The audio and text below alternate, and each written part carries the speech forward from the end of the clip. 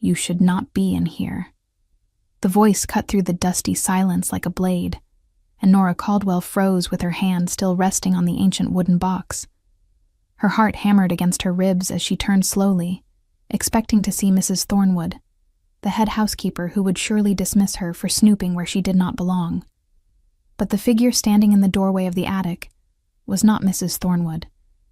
It was a man she had never seen before, tall and broad-shouldered, with eyes that seemed to glow faintly in the dim light filtering through the small window. He wore clothes too fine for a servant, too casual for nobility, and he watched her with an intensity that made her skin prickle with awareness. "I was just cleaning," Nora managed to say, her voice barely above a whisper. "The mistress asked me to organize the attic." The man stepped forward, and with each movement, Nora felt something shift in the air around them. Something electric and dangerous that made no sense. "Put the box down," he said quietly, but there was steel beneath the softness. "Put it down and step away from it."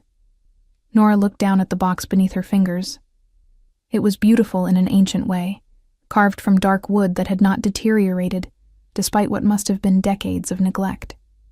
Symbols were etched into its surface, symbols she did not recognize, but that seemed to pulse faintly beneath her touch. The seal of deep crimson wax bore an imprint of what looked like a wolf's head, crowned with a crescent moon. Something about it called to her, whispered to her in a language she had never learned but somehow understood. "I asked you a question," the man said, closer now, close enough that she could smell pine and winter air clinging to him. "Who gave you permission to touch that box?"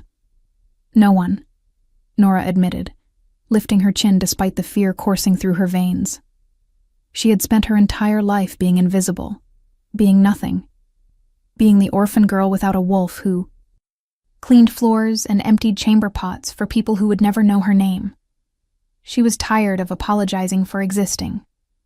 "I found it beneath those old blankets. I was curious." The man's eyes narrowed, and for a moment, Nora thought she saw them flash gold. Impossible. Unless he was a shifter, one of the blessed ones who could command their wolf at will. "Curious," he repeated, and there was something almost amused in his tone now. "Curiosity is dangerous for someone in your position." Before Nora could ask what he meant, before she could step away from the box as he had commanded, her fingers pressed against the wax seal. She had not meant to do it. It was as if her hand moved of its own accord, drawn by some invisible force she could not name. The seal cracked beneath the pressure. The sound was small, insignificant, just a tiny fracture in old wax. But the effect was catastrophic.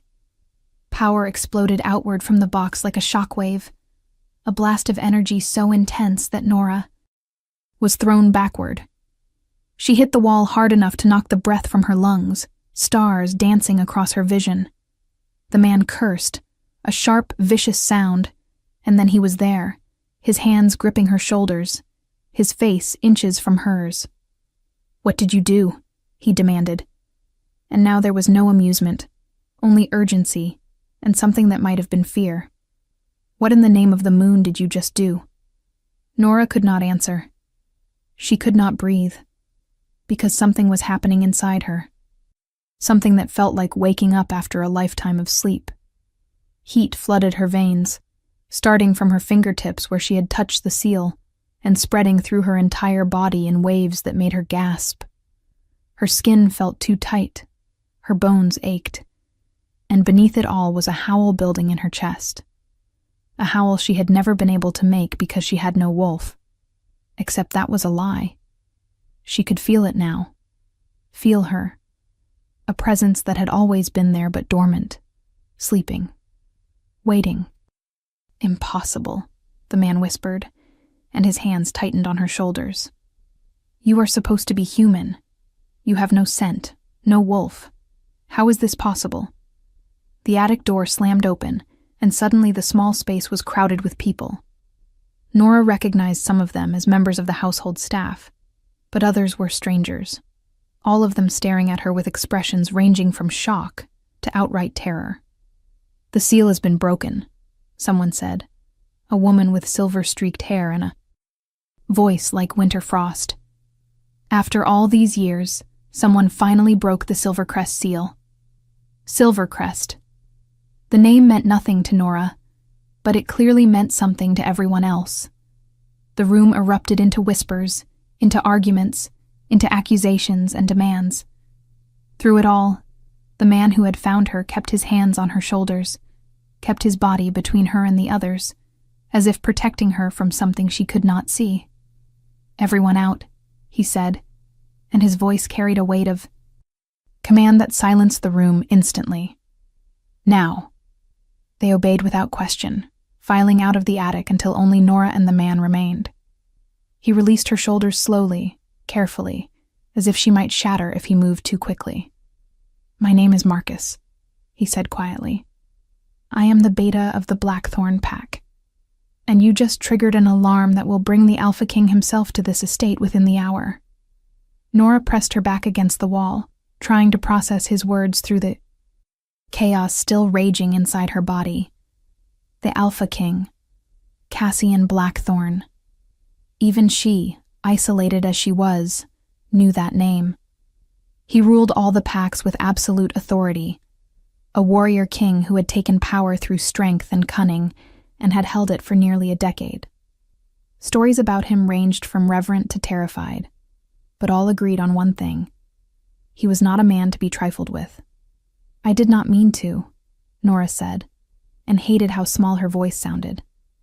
"I did not know.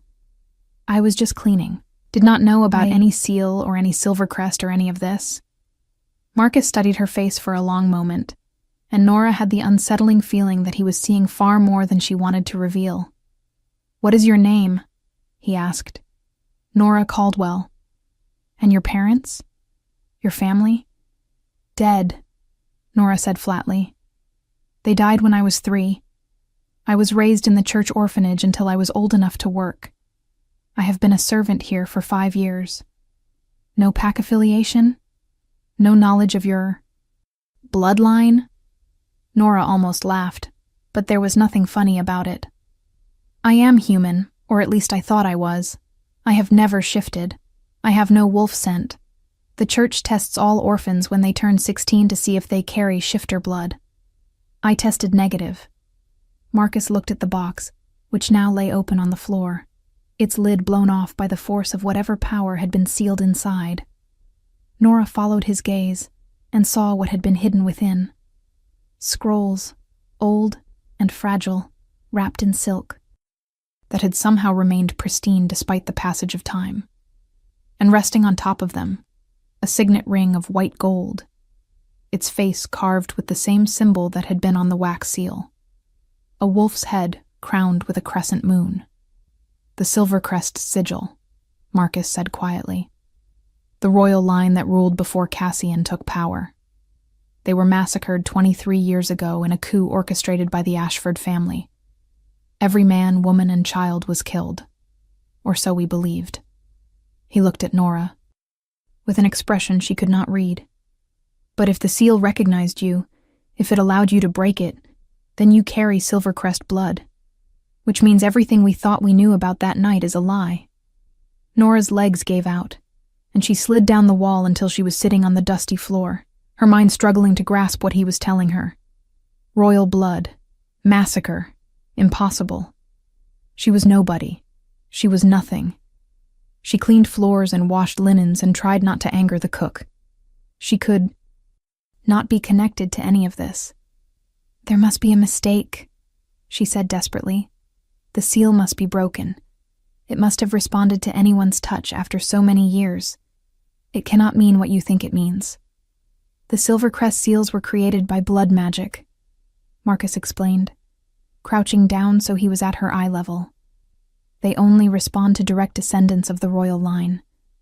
If you were not Silvercrest, the seal would have killed you the moment you touched it. Instead, it opened for you. And from the way your wolf is stirring right now, I would say it did more than just open. It woke something inside you that has been sleeping your entire life." As if in response to his words, Nora felt another surge of heat, another pulse of that strange power that made her gasp. Her vision blurred, and for a moment, she saw the world differently, sharper, clearer, every scent and sound magnified until it was almost overwhelming. Then it faded, leaving her shaking and confused. "What is happening to me?" she whispered. "Your wolf is waking up," Marcus said gently, "which should not be possible at your age. But apparently the Silvercrest magic works differently than we understood. The seal must have been suppressing your wolf all these years, keeping you hidden, keeping you safe.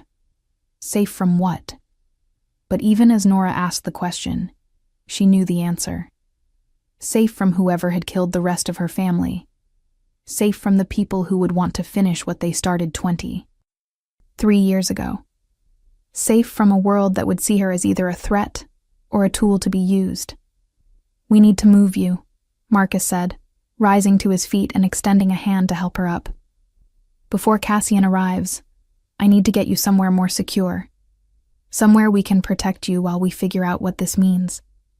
Nora stared at his hand, but did not take it. "Why would you protect me? You do not know me. You do not owe me anything." Marcus smiled, and it was a sad, weary expression. "Because 23 years ago, I served in the Silvercrest Guard. I was just a young soldier then, barely more than a boy, but I was there the night of the massacre. I heard the screams. I saw the blood. And I have spent every day since wondering if there was something I could have done differently, some way I could have saved them." He flexed his fingers, still offering his hand.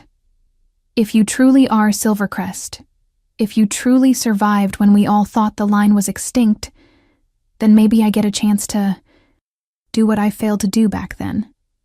Maybe I get a chance to protect the last of the royal blood." Nora took his hand, not because she trusted him, but because she had no other choice. Her world had shattered in the space of minutes, and she was grasping for anything solid to hold on to. Marcus pulled her to her feet with surprising gentleness, then moved to gather the contents of the box. He wrapped the scrolls and the signet ring carefully in the silk, handling them as if they were sacred relics. "Do not touch anything else," he warned. "If there are more protections woven into these items, I would rather not trigger them until we have someone who understands Silvercrest magic." They had just reached the attic door when Nora felt it. A presence, vast and overwhelming, pressing against her awareness like a physical weight. She stumbled, and Marcus caught her elbow, his expression tightening. "He is here," Marcus said quietly. "The king." He felt the seal break, and he came immediately. "I thought you said we had an hour," Nora managed to say, through the pressure building in her skull. "I was wrong.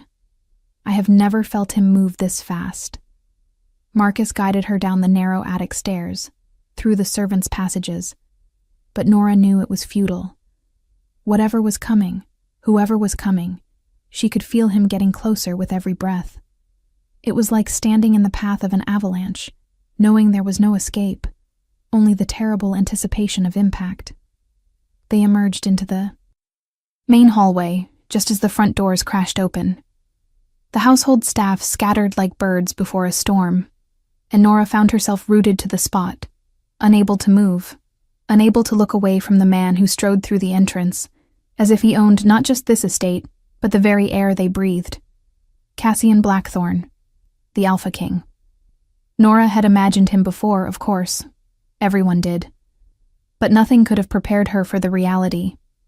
He was tall, easily a head taller than Marcus, with shoulders broad enough to block out the light from the doorway. His hair was dark as midnight, falling to his shoulders in waves that somehow looked both wild and controlled. But it was his eyes that caught her, held her, refused to let her go. They were amber, bright as molten gold, and they fixed on her with an intensity that stole the breath from her lungs. He stopped 3 paces away, and Nora watched as those impossible eyes widened fractionally, watched as something like shock crossed his features before his expression hardened into something unreadable. "You," he said, and his voice was everything she had expected, and nothing like it at the same time. Deep, commanding, but with an undercurrent of something that sounded almost like wonder. You broke the Silvercrest seal. It was not a question, but Nora nodded anyway, unable to form words under the weight of his stare. Cassian took a step closer, and Nora's instincts screamed at her to run, to flee, to get away from this predator who was looking at her like she was both prey and prize. But she was still frozen, still trapped in his gaze. Impossible, Cassian murmured. And then he did something Nora never expected. He inhaled deeply, scenting the air around her, and his eyes flashed pure gold.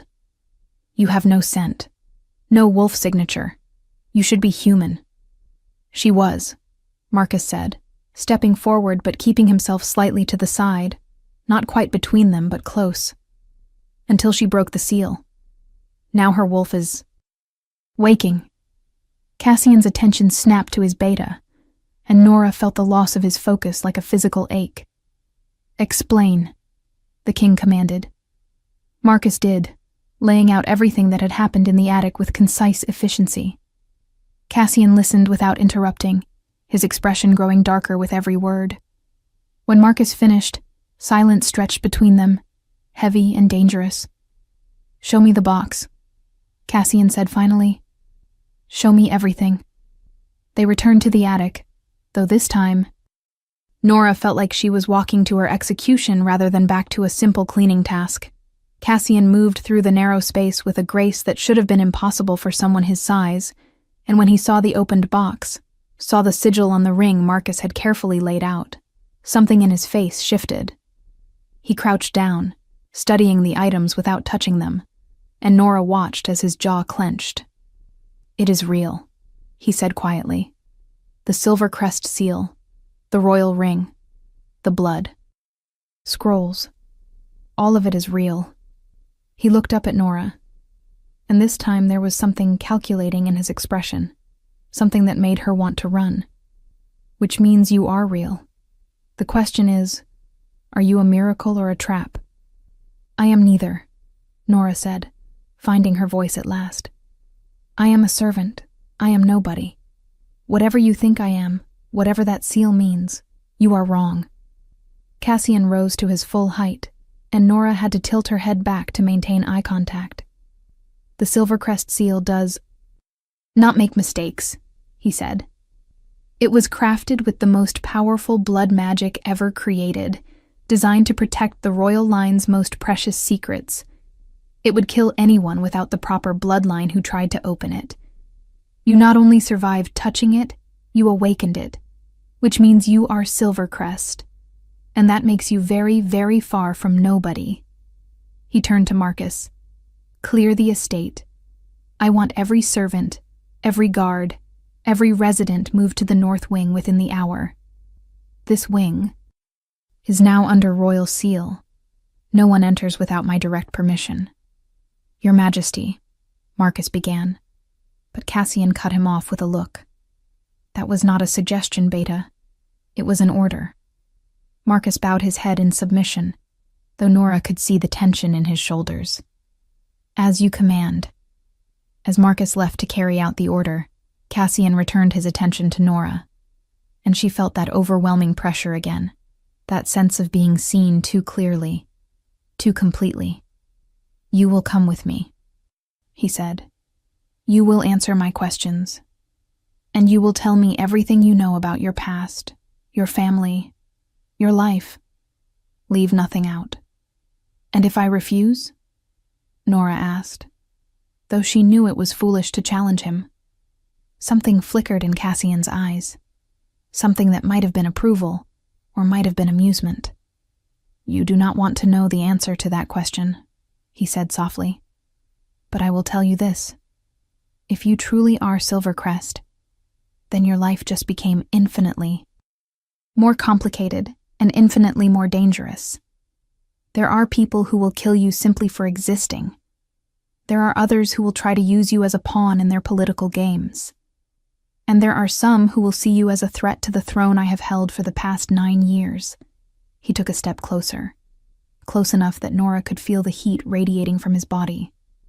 "So, you have a choice, Nora Caldwell. You can come with me willingly, accept my protection, and give me a chance to determine whether you are truly who the seal claims you are, or you can refuse, and I will have you taken into custody as a potential security threat to the realm. Either way, you are coming with me. The only question is whether you walk or whether I carry you." Nora lifted her chin, meeting his gaze with every ounce of defiance she could muster. She had spent her entire life being pushed around, being told what to do, being invisible and voiceless. If she was going to die, if this was all going to end in blood and betrayal as it apparently had for her family, then she would at least face it on her feet. "I will walk," she said clearly. "But understand this, Your Majesty. I do not know anything about Silvercrest or royal blood or any of this. I am an orphan who has spent her life scrubbing floors. If you are expecting some hidden princess who knows secrets and magic, you are going to be disappointed." For the first time since he had arrived, Cassian smiled. It was a small thing, barely a curve of his lips, but it transformed his face from severely handsome to devastatingly beautiful. "I have learned never to expect anything," he said. "People are far more interesting when they surprise you." He gestured toward the door. "Come. We have much to discuss, and I would prefer to do it somewhere more comfortable than a dusty attic." Nora moved past him, acutely aware of how close he was, how his presence seemed to fill every inch of space around her. As she reached the doorway, Cassian spoke. Again, his voice low enough that only she could hear. "One more thing, Nora Caldwell. That feeling you have right now, that pull between us, that awareness. I feel it too, which should not be possible because you are right. You have no wolf scent, no pack bond. But I feel it anyway." He paused, and Nora forced herself to keep walking, to not turn around, to not acknowledge the truth in his words. Because he was right. There was something between them, some invisible thread that pulled taut. Every time he moved, every time he spoke. "We will discuss that as well," Cassian said. "Eventually. If you are enjoying this story, do not forget to leave a like and subscribe to the channel for more emotional stories like this one." The hours that followed blurred together in Nora's memory. She was taken to rooms far grander than anything she had ever seen, rooms with silk curtains and furniture that probably cost more than she would earn in a lifetime. Servants appeared with clothing, with food, with offers of baths and rest that Nora mechanically accepted because she did not know what else to do. Through it all, she could feel Cassian's presence somewhere in the building, could sense him even through walls and distance. It made no sense. She had no wolf, no bond, no connection to the shifter world. Yet she could feel him like a compass needle finding north. When she was finally summoned to what the servants called the king's study, Nora had been dressed in a gown of deep blue, silk that fit her perfectly, despite no one taking measurements. Magic, she realized. They had used magic to clothe her, to transform her from servant to something else, something that could stand in the presence of a king without causing offense. Cassian was waiting by the window when she entered, his back to her, his hands clasped behind him. He had changed as well, trading his traveling clothes for formal attire that somehow made him look even more dangerous. When he turned, Nora saw that he held the Silvercrest signet ring, the white gold gleaming in the lamplight. "Do you know what this represents?" he asked without preamble. "No," Nora admitted. "I have never seen it before today." Cassian set the ring on the desk between them. This ring was worn by the Silvercrest Alpha King. It was a symbol of power, of legitimacy, of the divine right to rule that the Silvercrest line claimed through their connection to the moon goddess herself. When the family was killed, this ring disappeared. We assumed it was destroyed or taken as a trophy by the conspirators. He looked at her intently. But it was not destroyed. It was sealed away, protected by blood magic so powerful that only a true Silvercrest could access it. And you, a servant girl who has lived her entire life believing she was human, managed to open that seal on your first try. I told you. I did not mean to, Nora said. I did not even know what I was touching. Intent does not matter with blood magic. Cassian replied. Only bloodline matters. Only truth matters. And the truth is that you carry Silvercrest blood. The question is how much and through which line. He moved around the desk, closing the distance between them until Nora had to resist the urge to step back. I am going to ask you questions, and I need you to answer honestly. Your life may depend on it. Do you understand? Nora nodded, her throat too tight to speak. Tell me about your parents. Everything you remember. There is not much to tell, Nora said. They died when I was 3. I have some memories, but they are fragmented.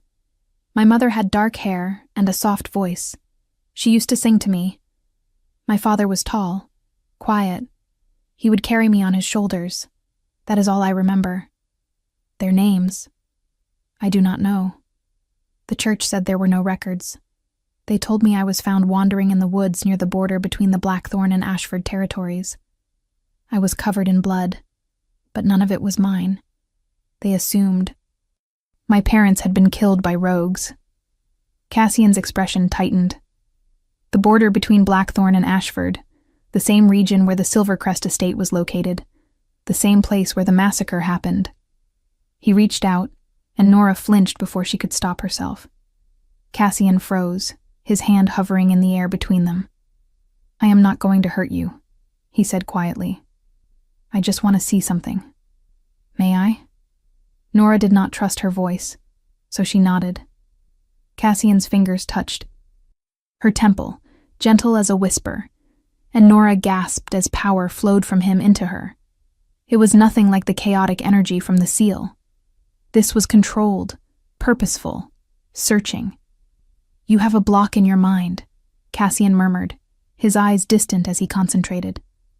Someone put a barrier around your memories, your wolf, everything that would identify you as Shifter. It is old magic, crafted when you were very young. Powerful magic. His eyes refocused on her face.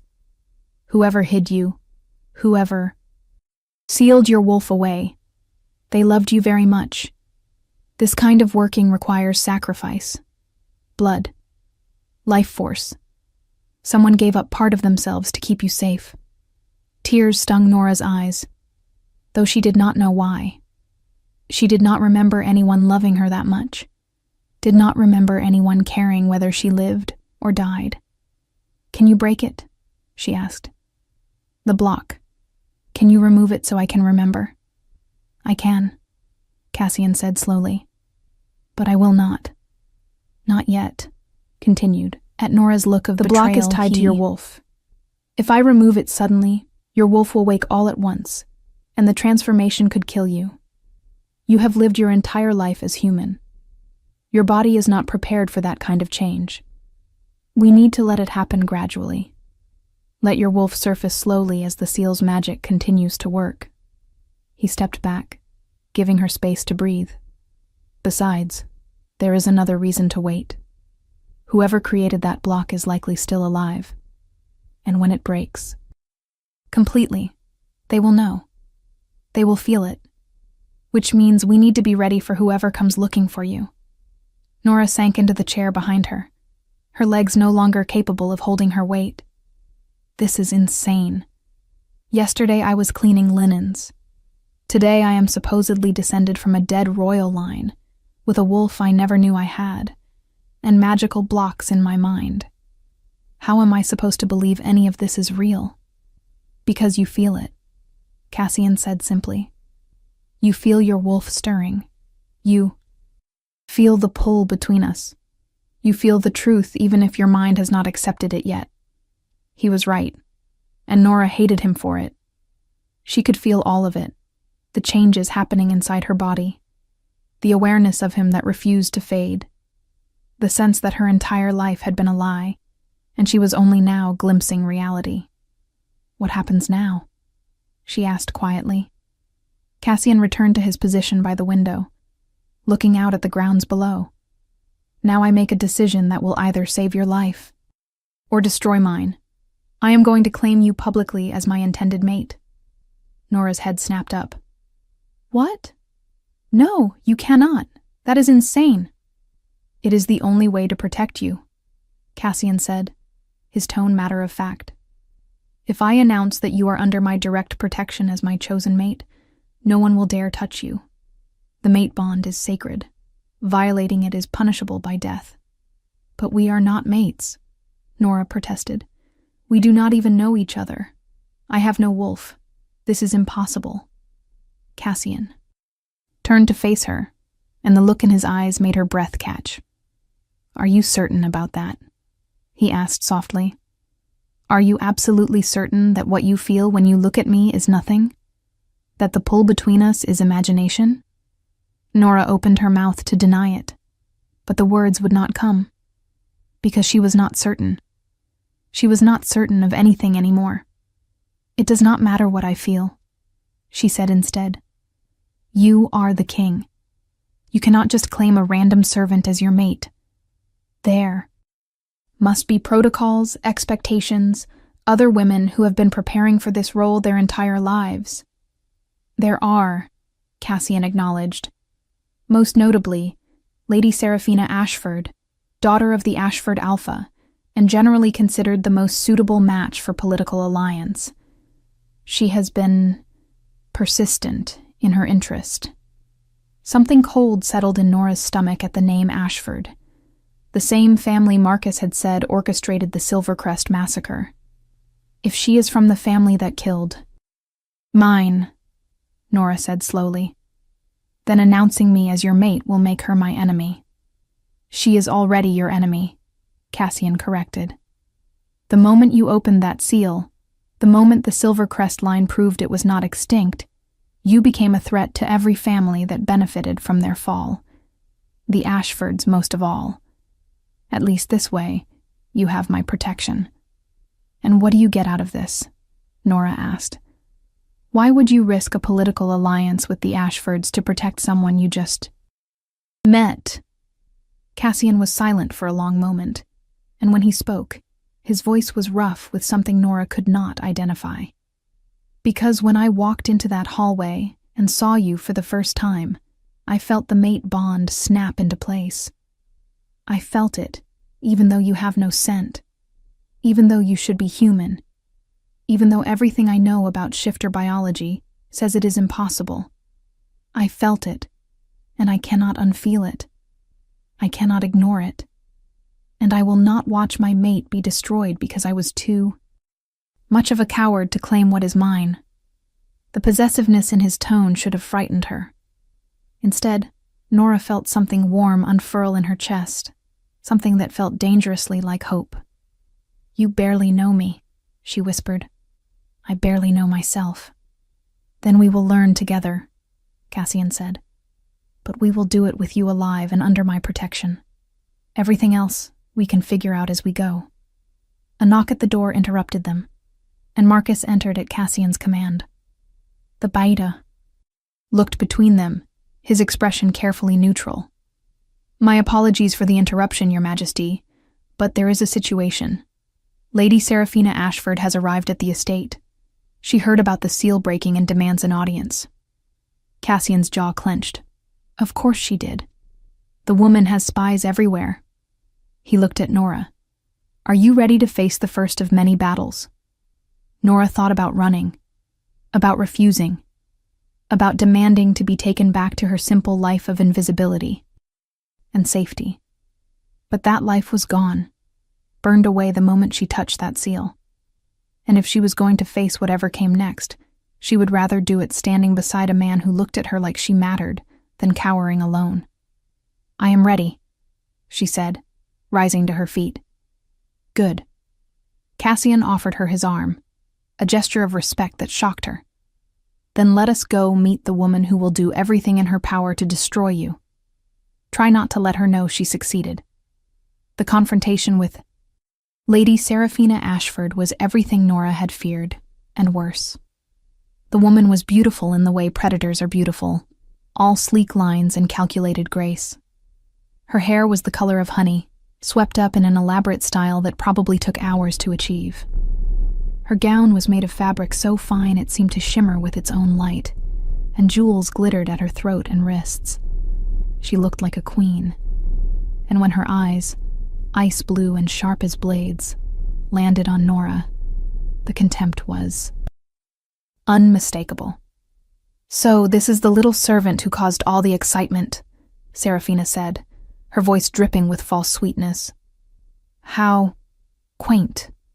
Cassian's hand tightened fractionally on Nora's arm, a subtle show of support. "Lady Ashford, your journey here was swift, almost as if you were already nearby when the seal broke." Seraphina's smile did not waver. "I was visiting the neighboring estate. Pure coincidence, I assure you. When I felt the surge of old magic, I naturally came to investigate. One cannot be too careful about these things, especially in these troubled times." "Naturally," Cassian said dryly. "Then allow me to ease your concerns. The situation is well in hand. Miss Caldwell here inadvertently triggered a Silvercrest seal while performing her duties. I have taken her into protective custody while we investigate the implications." "How generous of you," Seraphina murmured, circling them slowly like a shark scenting blood. "Though I must admit, I am confused. Why would a simple servant require protective custody? Unless there is more to the story than you are sharing." "There is always more to the story," Cassian replied. "But in this case, the details are not your concern." Seraphina's eyes flashed, the first crack in her perfect composure. "Not my concern? Cassian, darling, everything that affects the stability of your rule is my concern. We have an understanding, you and I. Or have you forgotten the years I have spent supporting your reign? The alliances I have helped forge? The enemies I have helped neutralize?" "I have forgotten nothing," Cassian said, and there was steel beneath the courtesy now, "including the fact that we have no formal arrangement. You have been a valued advisor and ally, Seraphina, but that does not give you authority over my personal decisions." The temperature in the room seemed to drop several degrees. Seraphina stopped circling and faced them directly, and Nora could see the fury burning beneath her. Beautiful mask. "Personal decisions," Seraphina repeated. "Is that what she is? A personal decision?"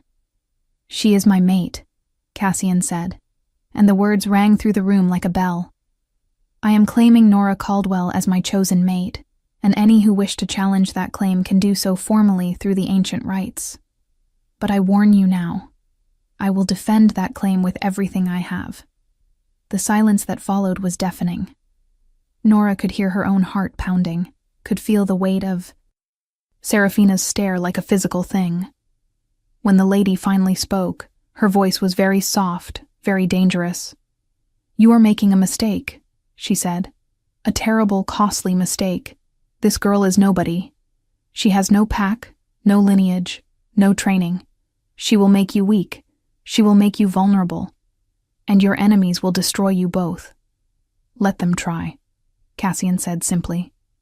Seraphina looked at Nora then, really looked at her, and what Nora saw in those ice-blue eyes made her blood run cold. It was not just anger or jealousy. It was calculation, planning, the look of someone who had already decided exactly how to eliminate a problem. "Well then," Seraphina said, her smile returning though it did not reach her eyes. "I suppose I should congratulate you both. How unexpected. How interesting." She swept toward the door, then paused and looked back. "I do hope you know what you are doing, Cassian. The Silvercrest line has been extinct for over 2 decades.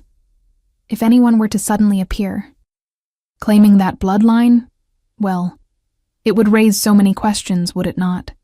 Questions about who survived, questions about who might have helped them survive, questions about conspiracies and loyalties and all sorts of uncomfortable truths.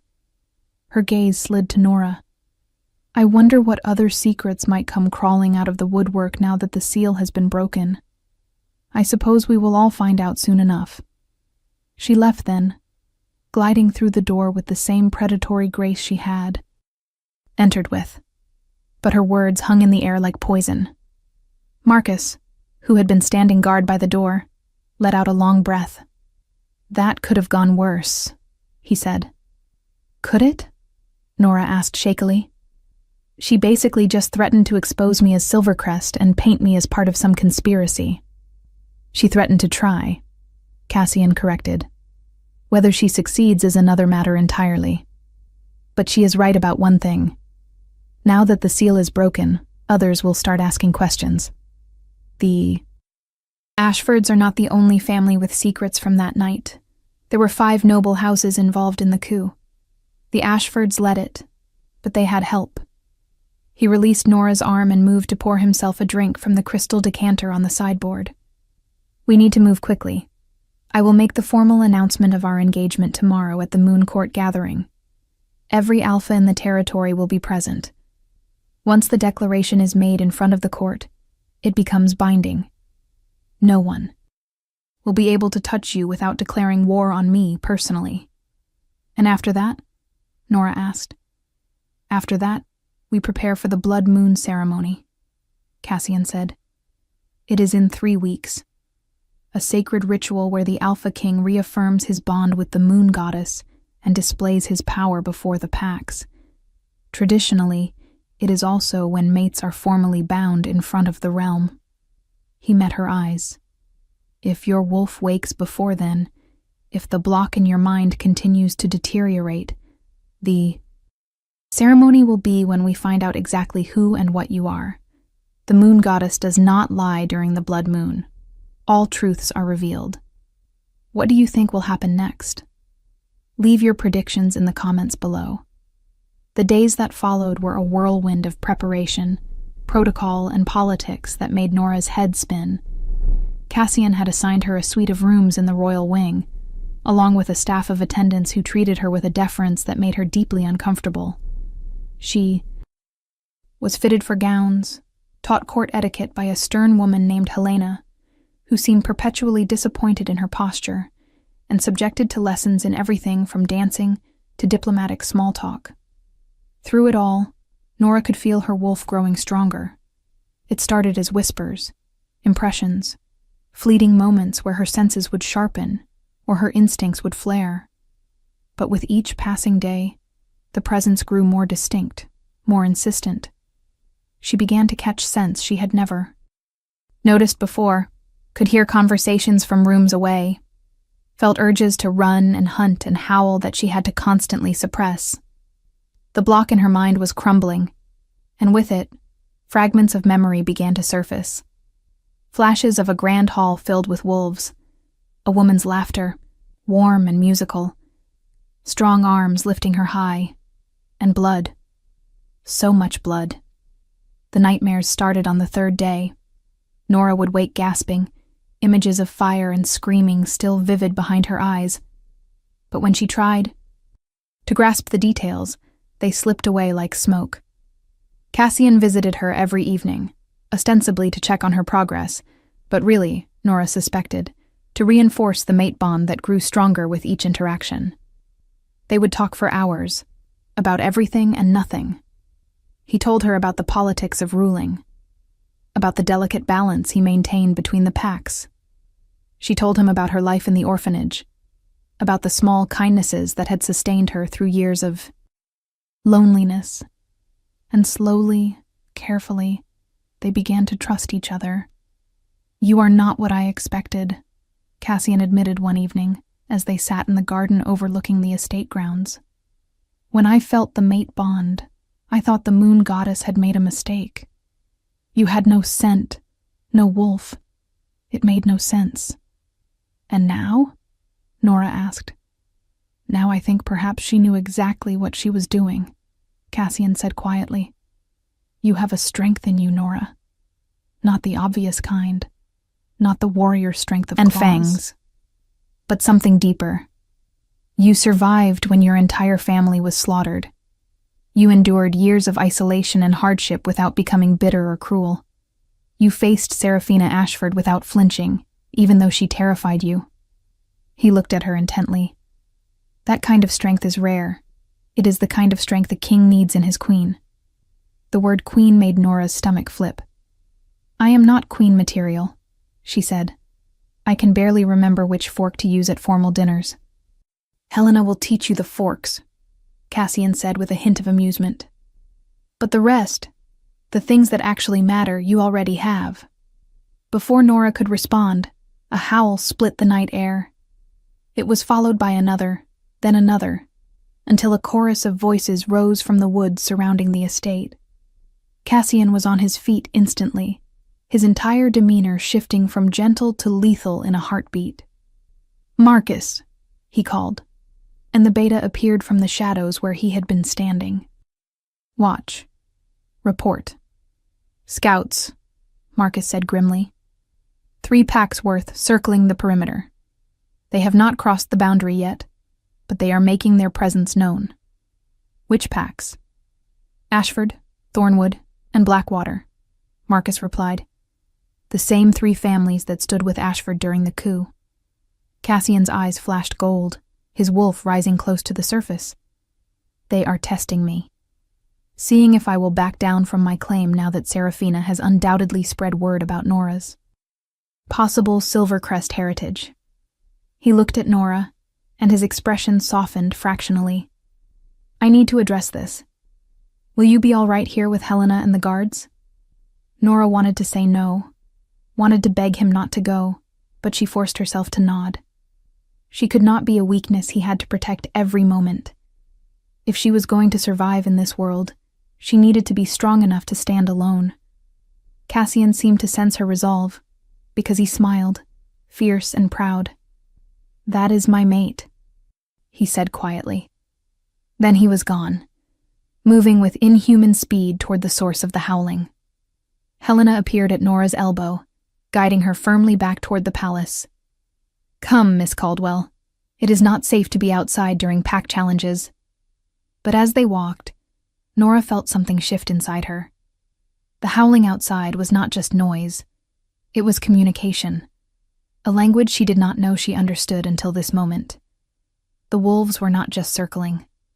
They were calling, challenging, demanding response. And deep inside her, her own wolf answered. Nora gasped as power surged through her body, more intense than anything she had felt before. Her vision blurred, sharpened, blurred again. Her bones ached as if they were trying to reshape themselves. Helena caught her as she stumbled, and Nora heard the woman calling for help, but the words seemed distant, muffled, because all she could hear was her wolf who was awake, her wolf who was furious, her wolf who recognized the howls outside as a threat to their mate and wanted blood. No, Nora gasped, fighting for control. Not yet. Not like this. But her wolf was not listening. She had been caged for too long, suppressed for too many years. And now that she was finally free, she was done being patient. The transformation hit like lightning. One moment Nora was human, struggling to stay upright. The next, her body exploded into change. Bones broke and reformed. Skin split and healed. Her scream became a howl that shattered windows and sent every wolf in the vicinity to their knees. When it ended, when the agony finally faded enough for thought to return, Nora found herself on 4 legs instead of 2. Her body was covered in fur the color of moonlight, pure silver white that seemed to glow in the darkness. She was larger than any wolf she had ever seen, nearly the size of Cassian's massive black form, and she could feel power thrumming through her veins, ancient and vast and terrifying in its intensity. Helena was staring at her with an expression of pure shock. Moon goddess preserve us, the woman whispered. The silver wolf, the silver crest royal mark. You are not just descended from the line, you are the heir, the true heir. But Nora was not listening. Her wolf was in control now, and she had only one thought, one purpose. Cassian was facing multiple packs alone, defending their bond, defending her. And she would not let him stand alone. She ran. The world blurred past her as she moved with speed she had never imagined possible. Wolves tried to intercept her, guards shouting orders to stop, but she was past them before they could react. She burst from the palace and into the woods, following the thread of the mate bond like a beacon. She found Cassian at the boundary line, facing down 3 massive wolves, while dozens more circled in the shadows. His black wolf was magnificent, radiating alpha dominance that kept the others at bay, but Nora could see the calculation in their movements. They were waiting for an opening, waiting for him to show weakness. Then Nora stepped into the clearing, and everything stopped. The assembled wolves froze, their attention snapping to her. Nora felt their shock, their fear, their recognition of what she was. The silver wolf, the mark of the Silver Crest royal line. Proof that the extinct dynasty was not extinct at all. Cassian's wolf turned to her, and Nora felt emotions crash through the mate bond. Shock. Pride. Possessiveness so fierce it made her shiver. And beneath it all, recognition. He had known. Some part of him had known exactly what she was from the moment they met. One of the opposing wolves shifted, taking human form. It was an older man with gray-streaked hair and scars marking his face. "The legends were true," he said, his voice carrying across the clearing. "The silver wolf lives. Seraphina said you had found a Silver Crest descendant, Blackthorn, but I thought she was exaggerating. This is no mere descendant. This is the royal bloodline, pure and undiluted." Another wolf shifted, this one a woman with sharp features and calculating eyes. "The question is, where has she been hiding all these years? Who protected her? Who kept her secret while the rest of the Silver Crest line was exterminated?" Cassian shifted back to human form, unconcerned with his nakedness in a way that spoke of complete confidence. "Those questions are irrelevant," he said coldly. "What matters is that she is under my protection as my chosen mate. The mate bond has been declared. Any who challenge it, challenge me directly. You cannot mate with a Silver Crest." The scarred man snarled. "The treaty after the coup was clear. The Silver Crest line forfeited their right to rule. Any surviving members are prohibited from holding power, from forming alliances, from breeding." "The treaty is void," Cassian said flatly. "It was based on the false premise that the entire line was dead. Clearly that was a lie, which means everything that happened that night, everything that followed, needs to be re-examined." The woman laughed, sharp and bitter. "You would overturn 2 decades of peace for one girl? You would risk civil war for a mate bond?" "I would risk everything for my mate," Cassian said, and the absolute certainty in his voice made Nora's heart clench. "But more than that, I will not allow a treaty built on genocide to stand. If the Silver Crest line lives, they deserve justice for what was done to them, and I will see that they get it." The wolves began to growl, a rumbling chorus of threat that made the ground vibrate. Nora could feel the violence building, could sense that they were moments away from an attack that would end in blood and death. Her wolf surged forward, refusing to let her stay silent any longer. When Nora spoke, it was with a voice that carried power she did not know she possessed, a voice that resonated with ancient authority. "Enough." The word cracked across the clearing like a whip, and every wolf went silent. Nora padded forward until she stood beside Cassian, her silver fur gleaming in the moonlight. "You speak of treaties and rights and power as if you have any authority to decide my fate. You do not. I am Silvercrest. I am the Silver Wolf. And I will not be dictated to by the families who slaughtered my bloodkin." She let her power unfurl. Let them feel the weight of royal blood magic that sang in her veins. "You want to know where I have been? I have been surviving, alone, powerless. hidden away while you all benefited from my family's murder. But I am not powerless anymore. I am not hidden anymore. And I will not forget what was done." The wolves began backing away, their dominance displays crumbling in the face of her authority. Even the shifted humans looked shaken, their certainty fracturing.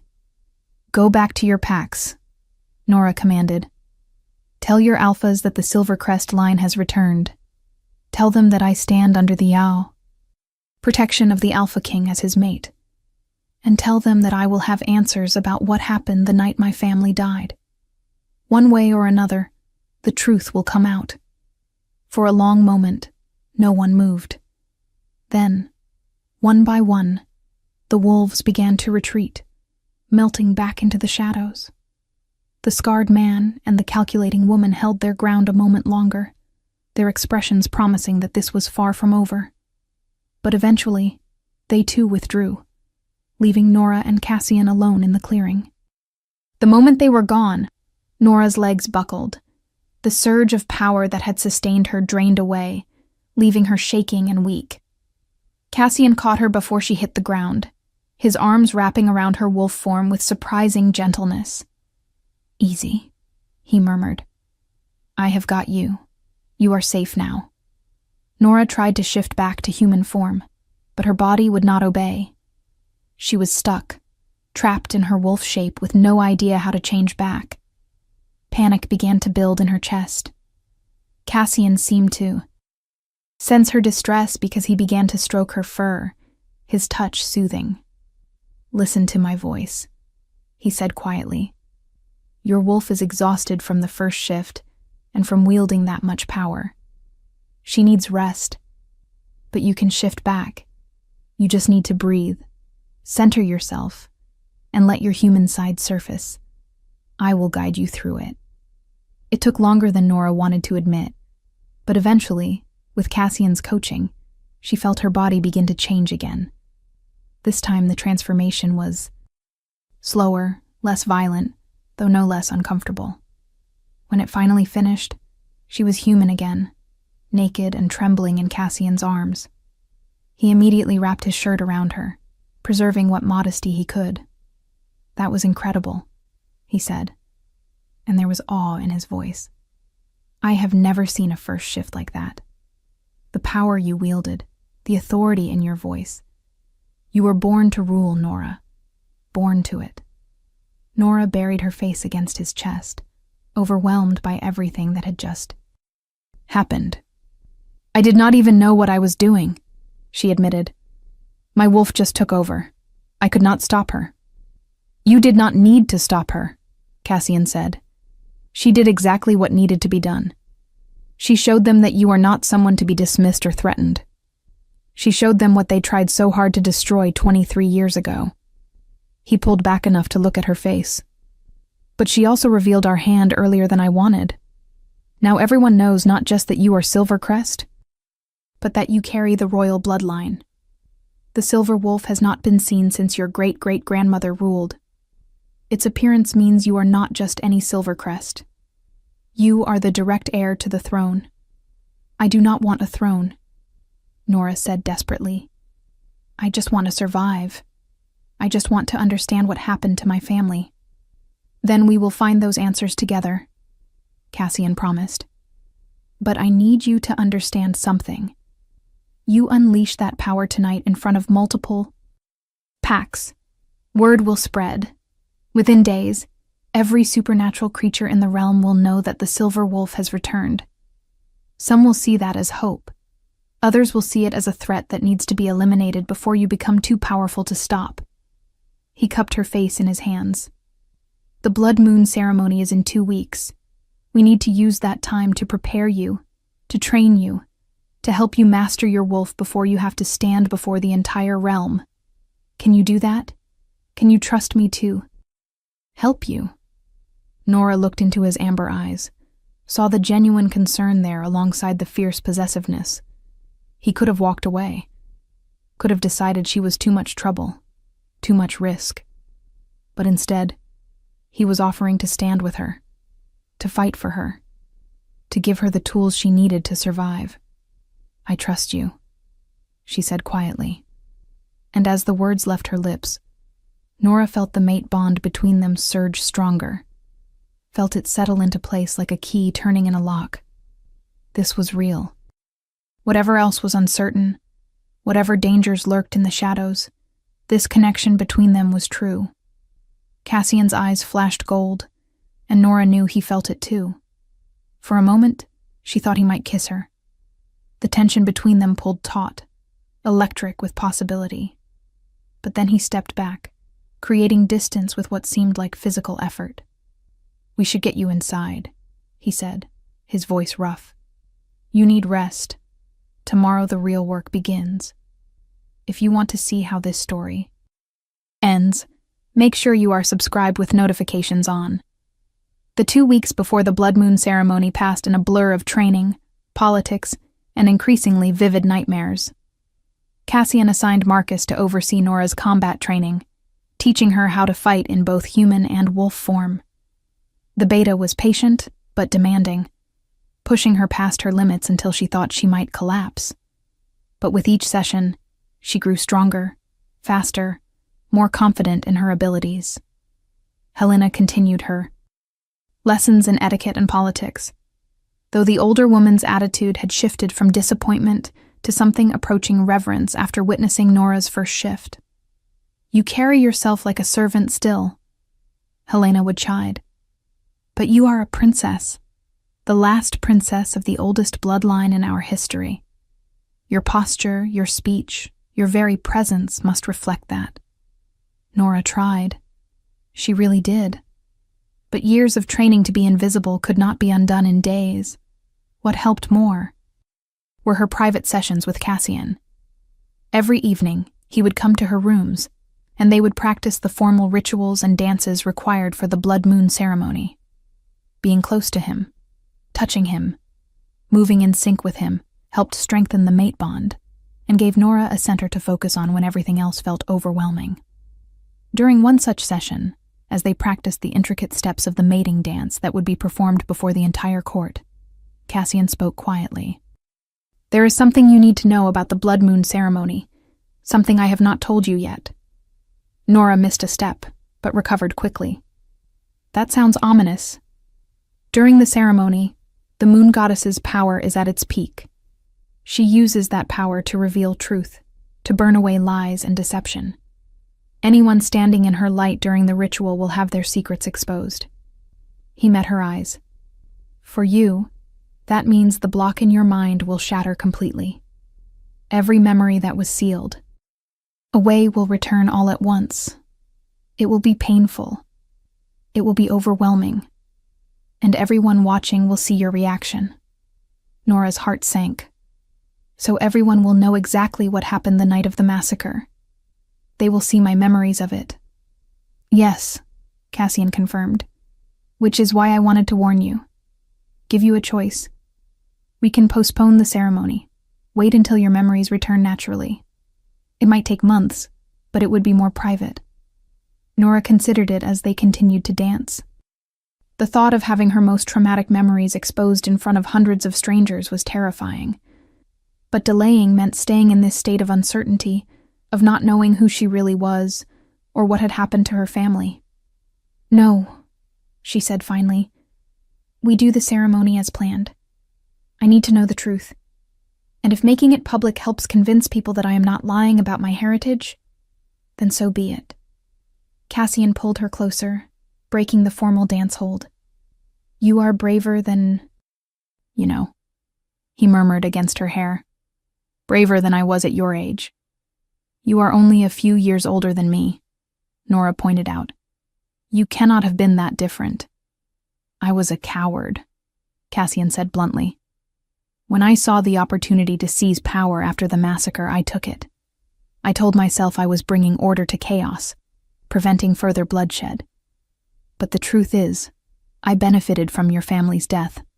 I built my reign on the ashes of the Silvercrest dynasty.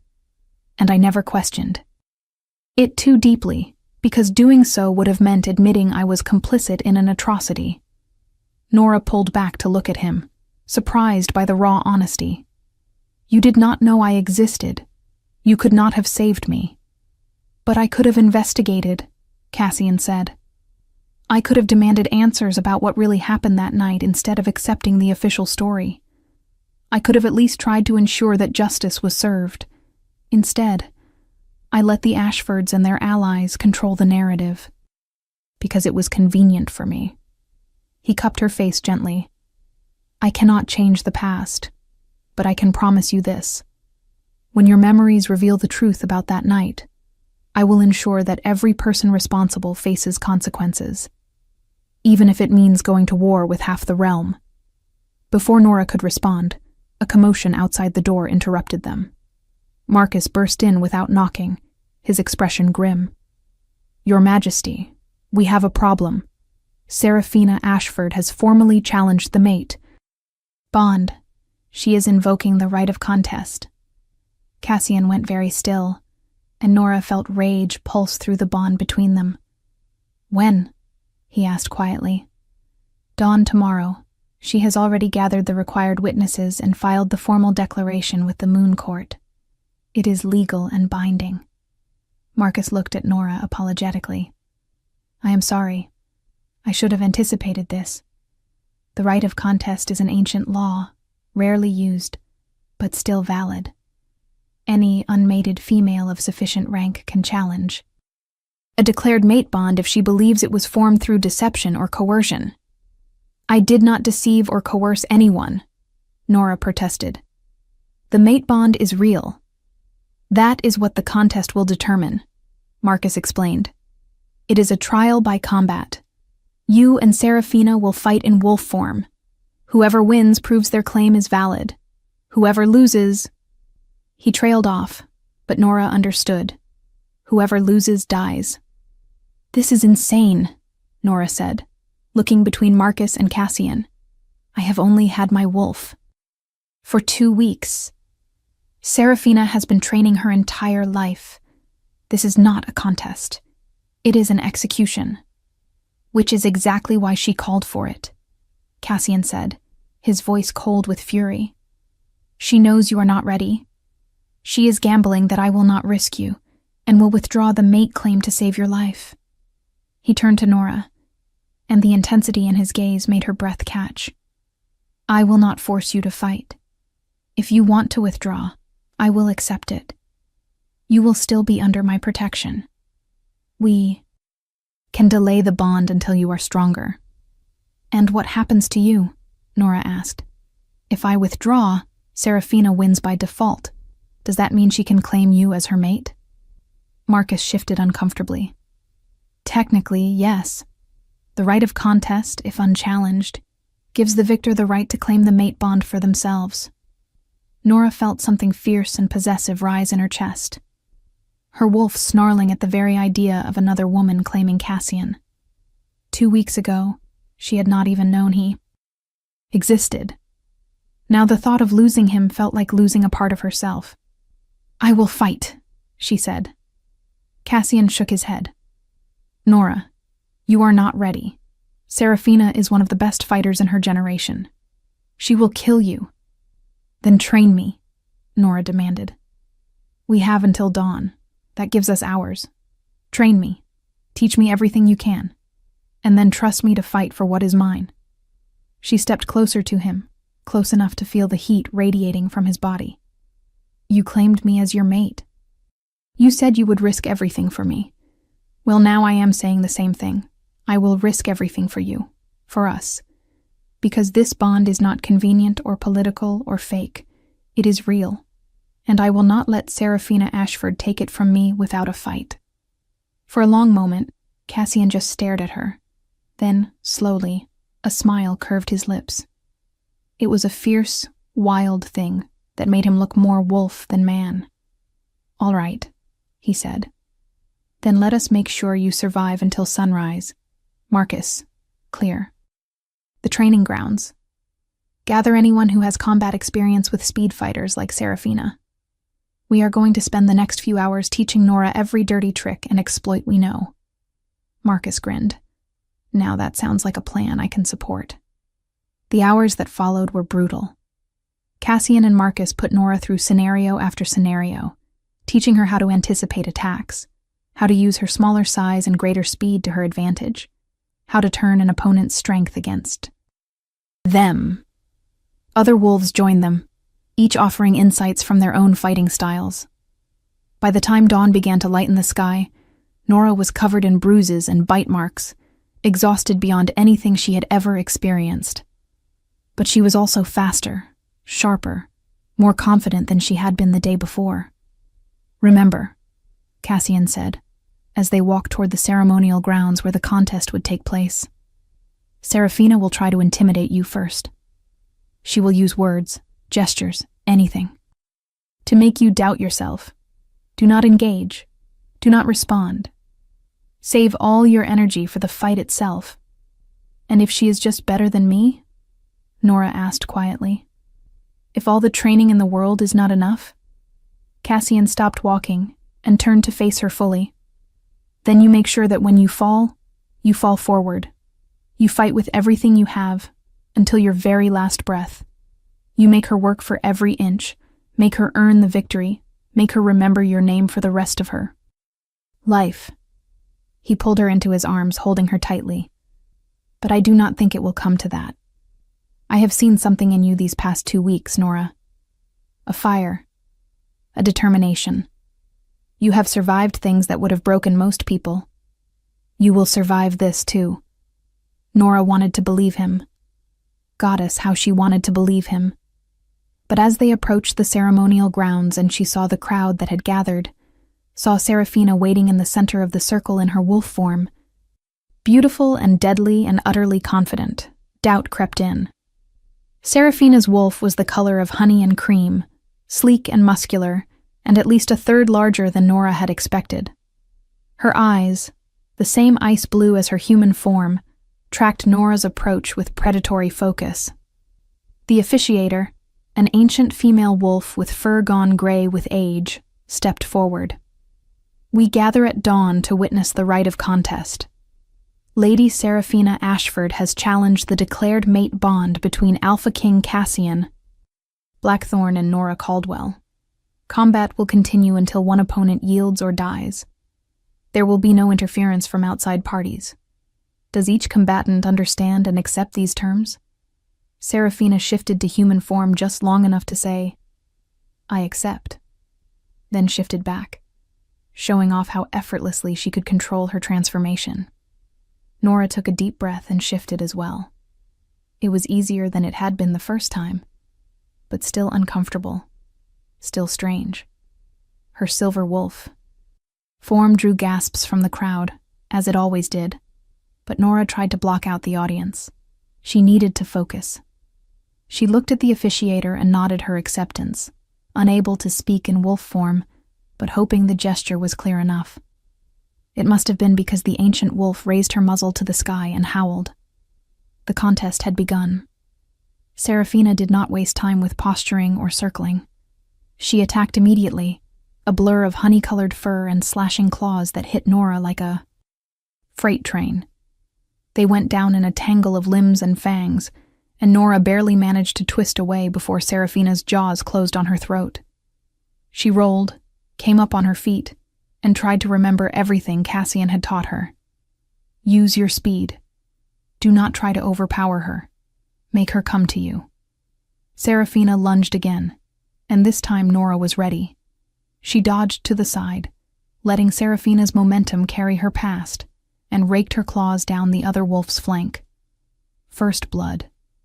The crowd roared, but Nora did not let it distract her. She had landed a hit, but it was superficial. Seraphina was barely wounded. The fighting continued, brutal and vicious. Seraphina was stronger, more experienced, and she used every advantage she had. She drove Nora back, forced her onto the defensive, landed blow after blow that left Nora's silver fur stained with red. But Nora did not yield. Every time she fell, she got back up. Every time Seraphina thought she had won, Nora found some reserve of strength to keep fighting. And slowly, gradually, Nora began to understand the rhythm of Seraphina's attacks. The other wolf was powerful, but she was also arrogant, She repeated patterns, telegraphed her strikes, expected Nora to react in predictable ways. Nora stopped reacting predictably.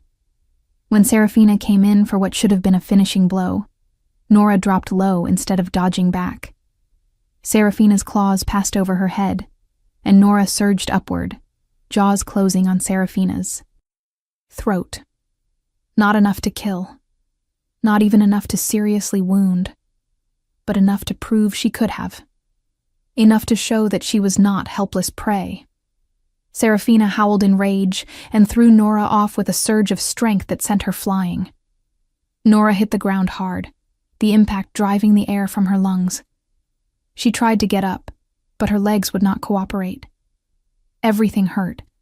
Everything was screaming at her to just lie down, to yield, to end the pain. Then she felt it. The mate bond, pulsing. With Cassian's absolute faith in her. His certainty that she would win. His pride in how far she had already come. And beneath it all, his love. It crashed over her like a wave, warm and fierce and unshakable. He loved her. Not because of her bloodline or her power or her potential, but because of who she was. The woman who cleaned floors without complaint. The woman who faced her fears with trembling hands but never backed down. The woman who chose to fight even when all odds were against her.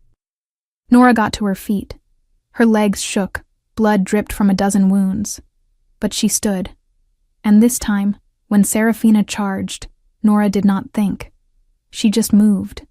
Her wolf took over completely, instinct and power flowing through her in perfect harmony. She met Serafina's charge head-on, their bodies colliding with a crack that echoed across the grounds. They grappled, bit, clawed, neither giving ground. And then Nora felt it. The power that had emerged during her first shift, the ancient authority of the Silvercrest bloodline. It rose inside her like a tidal wave, and she let it come. Silver light exploded from her body, so bright that wolves cried out and looked away. It was pure moon magic, the blessing of the goddess herself, and it burned through Nora's veins like liquid starlight. When the light faded, Serafina lay on the ground, her wolf form trembling, unable to rise. Nora stood over her, her jaws at Serafina's throat, one bite away from ending it. The crowd had gone. Absolutely silent. Even the ancient officiator looked shocked, her eyes wide with something like awe. "Yield," Nora said, and somehow the word came out even in wolf form, carried on the moon magic still crackling through the air. Yield or die. Choose now. For a long moment, Serafina did not move. Then, slowly, she shifted back to human form, exposing her vulnerable throat in the ultimate gesture of submission. "I yield," she whispered, and the words sounded like they were being torn from her. "Soul. The contest is yours. The mate bond stands." Nora stepped back, releasing her, and shifted to human form as well. She swayed on her feet, the exhaustion finally catching up to her. But before she could fall, Cassian was there. He swept her into his arms, uncaring of the blood, of the watching crowd, of anything except her. "You won," he said, and his voice was thick with emotion. "My fierce, incredible mate. You won. I had good teachers," Nora managed to say before the world went dark. And she knew nothing more. When Nora woke, she was in her rooms, tucked into her bed with bandages covering most of her body. Cassian sat in a chair beside her, his hand holding hers, his eyes closed as if in prayer. "How long was I out?" Nora croaked, her throat dry as sand. Cassian's eyes snapped open, and the relief that flooded his expression was almost painful to witness. 2 days, he said. "You pushed yourself past your limits. The healers said it was a miracle you survived the contest. At all, let alone won it." He brought her hand to his lips, pressing a kiss to her knuckles. "You terrified me. When that light exploded from you and you collapsed afterward, I thought I had lost you. Takes more than that to kill me, apparently. Nora said, trying for humor even though everything hurt. What happened with Seraphina? She left, Cassian said. The morning after the contest, she and her entire retinue departed for Ashford Lands. She has made no official statement. But sources say she has been in seclusion since her defeat. He hesitated. There is something else. The moon magic you used during the fight, the power you channeled. It was recorded by the court chroniclers. Every Pack Alpha has now seen proof that you are not just Silvercrest, but that the goddess herself recognizes your claim. Is that good or bad? Nora asked. Both, Cassian admitted. It legitimizes you, makes it nearly impossible for anyone to deny your heritage. But it also makes you a bigger target. Every wolf who dreamed of power, who resented the Silvercrest rule, who benefited from the coup, will now see you as a threat that needs to be eliminated. He squeezed her hand gently. But we will face it together. The Blood Moon ceremony is in 5 days. Are you still willing to go through with it? To have your memories revealed in front of the court? Nora thought about it, about the cost and the risk. But she also thought about the fragments she had been remembering in her dreams. The sound of her mother's laughter, her father's strong arms, the faces of people she had lost and could not quite recall. I am ready, she said. I need to know the truth. All of it. The 5 days passed in a blur of recovery and preparation. Nora's wounds healed with supernatural speed, another gift of her Silvercrest blood. By the time the blood moon rose on the night of the ceremony, she was whole again, dressed in a gown of silver and white that seemed to be woven from moonlight. Itself. The ceremony took place in an ancient grove sacred to the moon goddess. Hundreds of wolves gathered, representing every pack in the territory. They stood in a great circle around the central altar, and as Nora walked toward it with Cassian at her side, she felt the weight of their stares. The ancient officiator from the contest stood at the altar, and when she spoke, her voice carried to every corner of the grove. We gather under the blood moon to witness the bonding of our Alpha King. To his chosen mate. The goddess will judge their union and reveal its truth. Let all who doubt speak now or hold their peace. No one spoke. No one dared. Cassian led Nora to the altar, and they knelt together before it. The moon, huge and red as blood, hung directly overhead. Its light fell on them like a physical touch, and Nora felt power begin to build in the air around them. Cassian Blackthorn, the officiator intoned. Do you claim this woman as your mate? Your equal? Your partner in all things? I do, Cassian said clearly. Before the goddess and the assembled packs, I claim Nora Caldwell as my mate, my queen, my heart. Nora Caldwell, the officiator continued, turning to her. Do you accept this bond? Do you claim Cassian Blackthorn as your mate? Your equal? Your partner in all things? Nora looked at Cassian, at the man who had protected her, trained her, believed in her, even when she did not believe in herself. I do, she said. Before the goddess and the assembled, I claim Cassian Blackthorn as my mate, my king, my heart. The blood moon's light intensified, became almost blinding. Nora felt it pierce through her, felt it reaching into the deepest parts of her mind where the block still held. And then, with a sensation like shattering glass, the block broke. Memories flooded back. Not fragments, not dreams. Complete, vivid, terrible memories.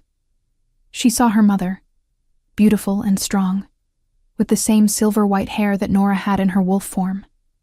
Saw her father, the Alpha King, powerful and gentle in equal measure. Saw herself as a small child, laughing and playing in halls she now recognized as the Silvercrest Palace. Then the memories turned dark. Fire, screaming, wolves attacking from within the palace itself, betrayal from those who should have protected them. Her father fighting desperately, trying to hold back the tide. Her mother running with Nora in her arms, searching for escape. They reached a hidden room, a sanctuary protected by ancient magic. Her mother sealed them inside, then knelt before Nora with tears streaming down her face. "Listen to me, my love," her mother said, and Nora could hear the words as clearly as if she were there again. "They are coming for us. They want to end our line, to take our power. But I will not let them have you. I will not let them hurt you." Her mother pulled out the wooden box, the same one Nora had found in the attic. She placed it in front of the small girl Nora had been. Inside, "This box is your heritage, your birthright, proof of who you are. But for you to survive, you must forget. You must become invisible. You must hide until the time is right." Her mother cut her palm, letting blood drip onto the box. "I seal you, Nora Silvercrest. I seal your wolf, your memories, your power.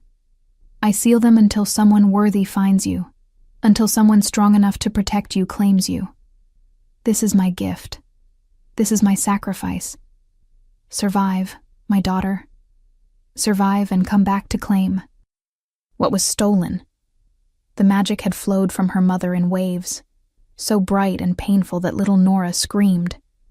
She felt her wolf being pushed down into sleep, felt her memories being wrapped in fog, felt herself becoming less, becoming human, becoming invisible. Her mother had used the last of her strength to create a portal, throwing Nora through it even as the door to their sanctuary shattered.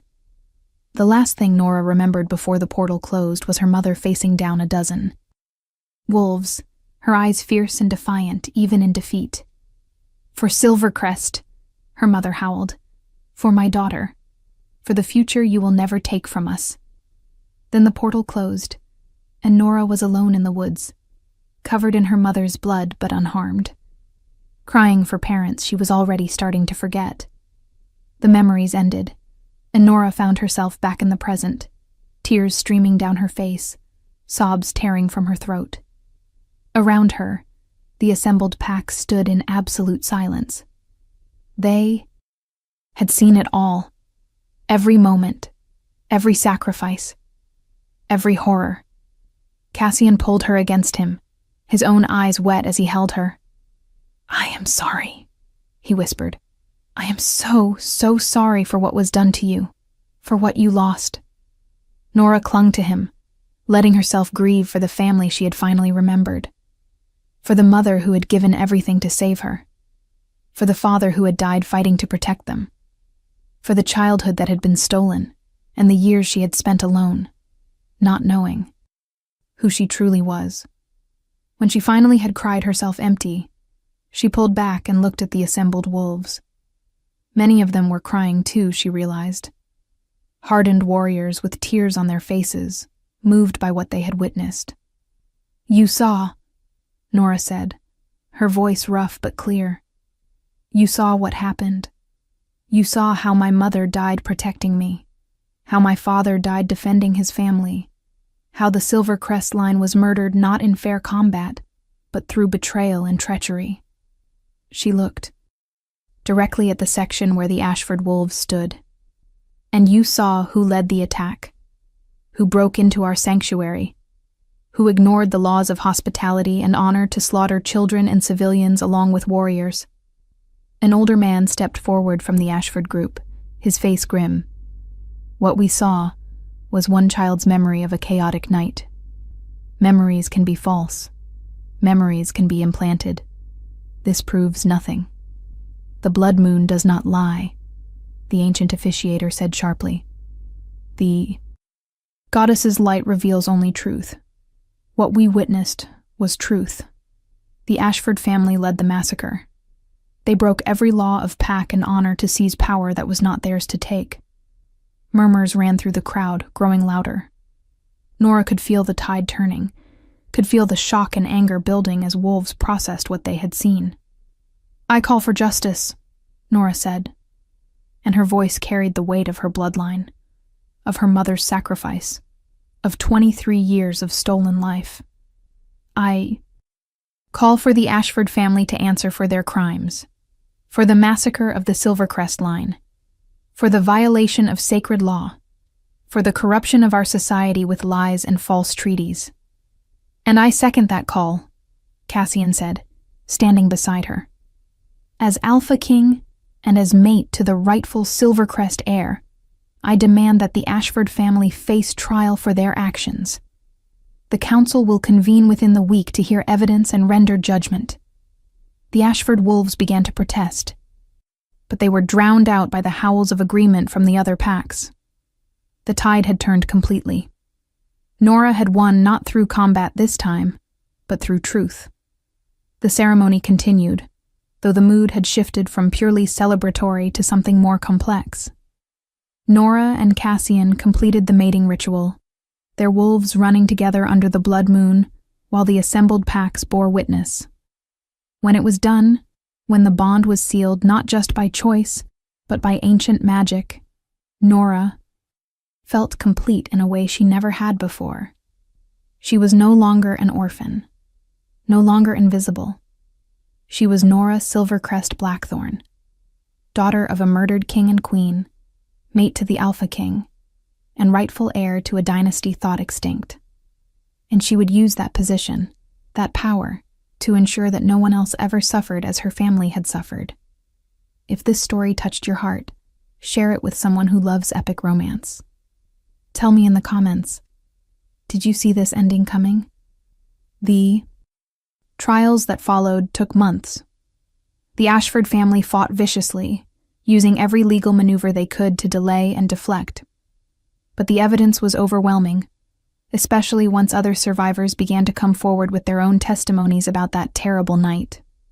In the end, the Alpha of the Ashford family was executed for treason and murder. Seraphina and her remaining relatives were stripped of their titles and lands, reduced to the status of rogues without pack or territory. It was harsh, but necessary. The realm needed to see that justice could still be served, even decades later. Nora threw herself into learning how to rule, working alongside Cassian to reform laws and restore the traditions that had been corrupted after the coup. She discovered she had a talent for diplomacy, for seeing connections and finding compromises that satisfied multiple parties. Her reputation grew, and wolves who had initially dismissed her as a political pawn began to respect her in her own right. 6 months after the Blood Moon ceremony, Nora stood in the rebuilt Silvercrest Palace, looking out over lands that had been desolate for decades, but were now thriving again. Wolves who had been displaced, who had lost their packs to the chaos following the massacre, had returned. They were building a new community, one that honored the past while looking toward the future. Cassian found her there, wrapping his arms around her from behind. "Thinking about your parents?" he asked gently. "Always," Nora admitted. "I wish they could see this. See what we have built from the ashes." "I think they know," Cassian said. "I think your mother especially knows. Her sacrifice was not in vain. You survived. You came back. You reclaimed everything that was stolen." He turned her in his arms so he could see her face. "And you did it while maintaining your compassion, your sense of justice. You could have become cruel, could have sought revenge beyond what was necessary. But you did not. You chose to build rather than destroy. Your parents would be proud." Nora kissed him, pouring all her love and gratitude into the gesture. When they finally broke apart, she smiled. "We have built something good here," she said. "But we are not done yet. There are still wolves who need help, still injustices that need to be addressed, still work to be done. Then we will do it together," Cassian promised. "Today, tomorrow, and every day after. You and me, king and queen, mates, partners." "Partners," Nora agreed, and the word felt like a vow. She had started as nobody, an invisible servant cleaning floors in a house that was not her home. But through courage and determination, through love and sacrifice, she had become something more. She had become herself. Nora Silvercrest Blackthorn, the Silver Wolf, the last princess who refused to stay hidden. And her story, their story, was only beginning.